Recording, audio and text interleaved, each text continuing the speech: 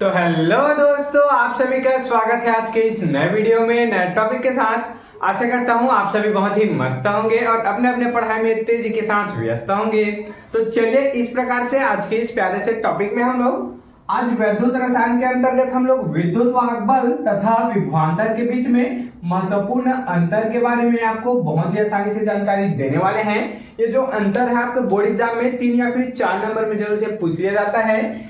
Cell का विद्युत वाहक बल तथा विभवांतर में अंतर ज्ञात कीजिए। तो आपके जो 4 अंतर है इसको आज के इस वीडियो में आसानी से क्लियर कराने वाले हैं। चलिए बिना किसी समय गंवाए इसको समझने का प्रयास करते हैं। तो पहला अंतर तो यही हो जाता है कि विद्युत वाहक बल का परिभाषा और विभवांतर का परिभाषा, इसको ही हम लोग पहला अंतर में लिख देते हैं। तो क्या हो जाएगा, सबसे पहले यहाँ पर क्या लिखा है, परिभाषा ही लिखा है।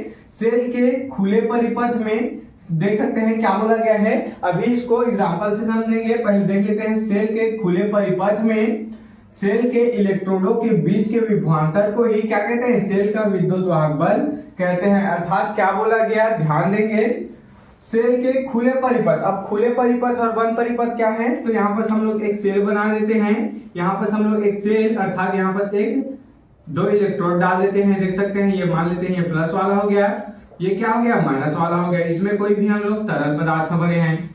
अब ये परिपथ क्या कहलाएगा, यही परिपथ खुला परिपथ कहलाएगा, क्योंकि ये जो कैथोड और ये जो एनोड है, ये एनोड और जो कैथोड है वह किसी भी चीज से बंधा हुआ नहीं है, अर्थात किसी भी चीज से यह जुड़ा हुआ नहीं है। जैसे कि यहाँ पर हम लोग कोई बल्ब मान लेते हैं, यहाँ पर कोई बल्ब मान लेते हैं, तो यह इससे जुड़ा हुआ नहीं है।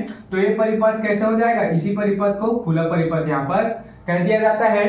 तो इसमें क्या बोला गया है, सेल के खुले परिपथ में सेल के इलेक्ट्रोडों के बीच के विभवांतर को ही सेल का विद्युत वाहक बल कह दिया जाता है। अर्थात सेल के खुले परिपथ में सेल के दोनों के बीच के अंतर को ही, अर्थात दोनों के बीच के दूरी को ही क्या कहते हैं, सेल का विद्युत वाहक बल कह दिया जाता है। आशा करता हूं क्लियर हो गया होगा। पहला अंतर क्या है, यहाँ पर पहला क्या लिखा है, यहाँ पर किसी भी सेल के खुले परिपथ में उन दोनों इलेक्ट्रोडों के बीच की दूरी को ही क्या कहते हैं, विद्युत वाहक बल कहते हैं। तथा इसमें क्या बोला जा रहा है, विभवांतर में बंद परिपथ में किन्हीं 2 बिंदुओं के विभव के अंतर को ही विभवांतर कहते हैं। अब इसमें क्या लेना है, इसमें हमको एक बंद परिपथ बोला गया है, तो इसमें हम लोग एक क्या ले लेंगे, एक बल्ब ले लेंगे और उसको हम लोग इसके साथ इलेक्ट्रोड के साथ जोड़ देंगे। तब ये जो बना हुआ है वह क्या कहलाएगा, विभवांतर कहलाएगा। अर्थात बंद परिपथ में इलेक्ट्रोडों के बीच के विभव के अंतर को, अर्थात बंद परिपथ में विभव के अंतर को ही क्या कहते हैं, विभवांतर कहते हैं। आशा करता हूं आपको क्लियर हो गया होगा। ये सेल आपने देखे होंगे, ये जो सेल होता है आप देखे होंगे, ये किस में उपयोग होता है, घड़ी में उपयोग होता है, कुछ इस प्रकार से रहता है।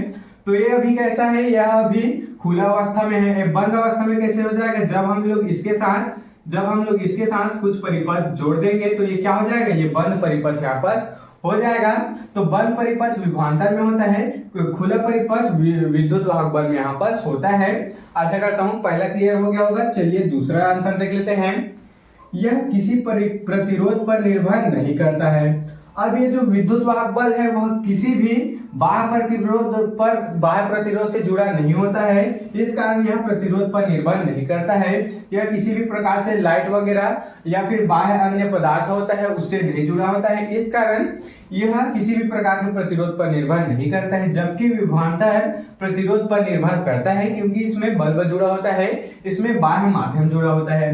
चलिए तीसरा देख लेते हैं। इसका मान सदैव विभवांतर से अधिक होता है। क्या बोला गया, ध्यान देंगे, इसका मान सदैव विभवांतर से अधिक होता है तथा इसका मान सदैव विद्युत वाहक बल से कम होता है। अर्थात विभवांतर का मान कम होता है, विद्युत वाहक बल का मान ज्यादा होता है। अब इसे ध्यान देके समझेंगे, इसे यहाँ पर समझेंगे क्या बोला जा रहा है इस लाइन में, ध्यान देंगे यहाँ पर 1 मिनट। तो इसमें क्या बोला गया, इसका मान सदैव किससे अधिक होता है, विभवांतर से अधिक होता है।